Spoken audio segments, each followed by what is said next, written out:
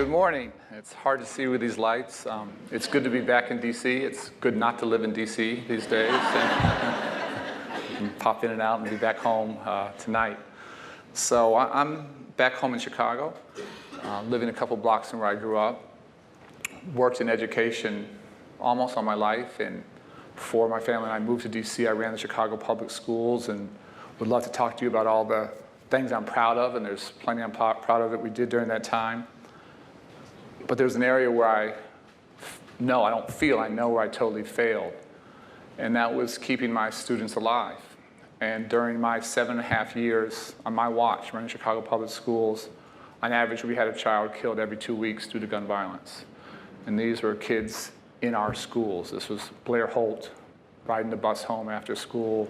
This was Starkeisha Reed, killed at 7:30 in the morning in her living room. AK-47 shot from 100 yards away, goes through the living room window and kills her.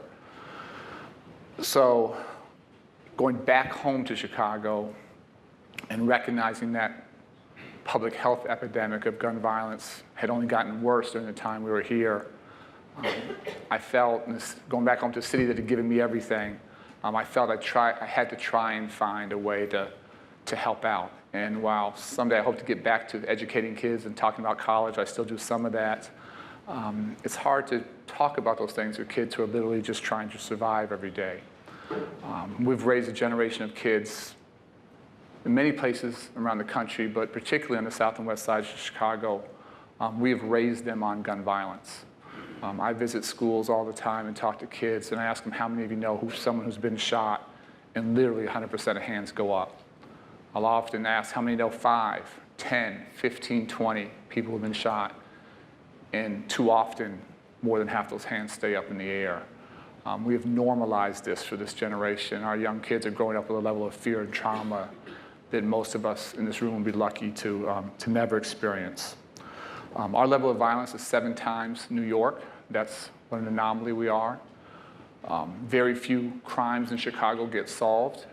If you kill someone in Chicago in 2017, that has a 17% clear rate. That means 83% of those homicides go unsolved. If you shoot someone but don't kill them, that has a 3 to 4% clear rate, so 96% of those go unsolved. So we can say Black Lives Matter, we can say things like that, but our actions don't put the lie into those words. And if those young people looked more like me and were not black, not brown, I know things would be very different. We have way too many guns in Chicago. We have some of the toughest gun laws in the nation, but I always say we don't have a moat around Chicago, and the guns pour into us from Indiana, which is 20 minutes from Chicago. So given the reality that not much is happening in terms of consequences, given the huge availability of guns, as a private citizen now, you think, what can you do? And all we're trying to do is give young men a reason to put down the guns. The violence is concentrated in Chicago. 15 neighborhoods produce 75% of the violence. 80% of those shooting and being shot, the profile is identical, are young black men. And so the epiphany I had is that if you, shows how not smart I am, is that if you want to stop shooting, you have to work with the shooters. And so we started 2 years ago with 30 young men on the far south side. This next year, we have many partners across the city. We hope to be closer to touching 1,500. We do a series of things. We help to hire guys. We pay them. These are young men, not boys. They're going to eat. They're going to pay rent. They're going to take care of their kids. They're going to do that in the legal economy or the illegal economy. We have amazing life coaches for them. We do a lot of trauma support. We help with hard and soft skills. We've had many get high school diplomas. Men write their autobiographies, extraordinarily powerful stories. And while we have a long way to go, I'm really, really hopeful. 2016 was our worst year in terms of violence. 2017, we were down about 20%. 2018, I don't want to say this and jinx us, but hopefully we'll be down between 20 and 23%. If we can get below 400 homicides in 2019, that'd be the first time since 1965 that we've hit that benchmark. And to be clear, that's not mission accomplished. We have a long, long way to go. That would still put us at 4 times New York's level. So that's the distance. But we're starting to create some momentum and some hope. I got to wrap here just four quick lessons.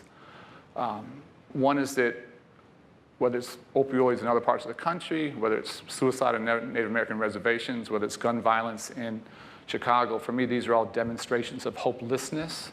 And if we can create a sense of hope, our young men are happy to put down the guns.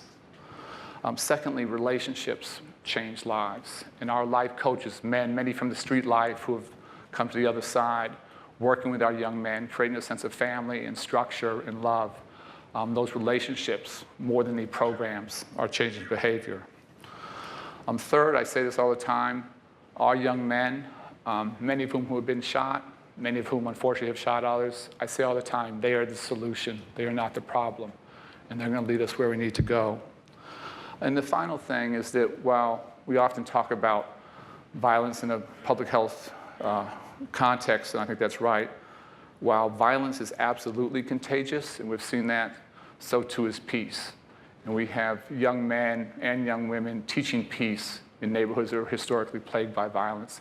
And that is just as contagious. That can spread just as easily as does violence. I'll stop there. Thank you so much.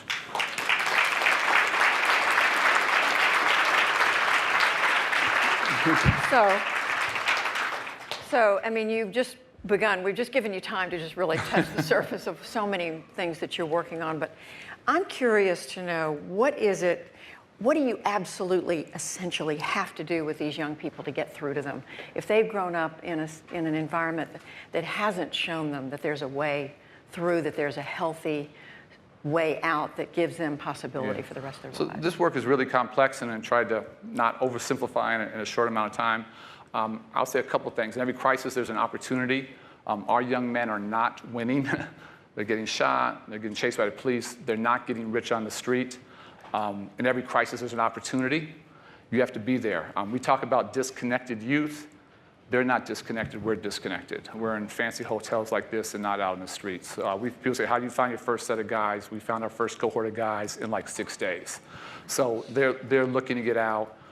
One of our cohorts, we do this in cohorts, has a waiting list of 286 guys. So it's not hard to find guys who are looking to move. We have to be out there.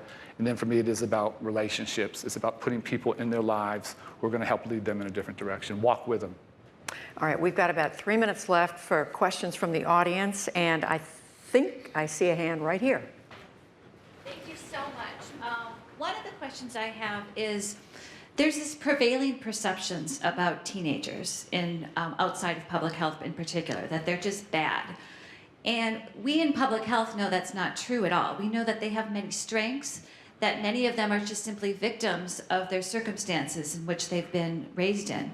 And so going forward, though, I'm wondering, what are your opinions for how we, as public health professionals, can overcome this overwhelming myth that they are just bad?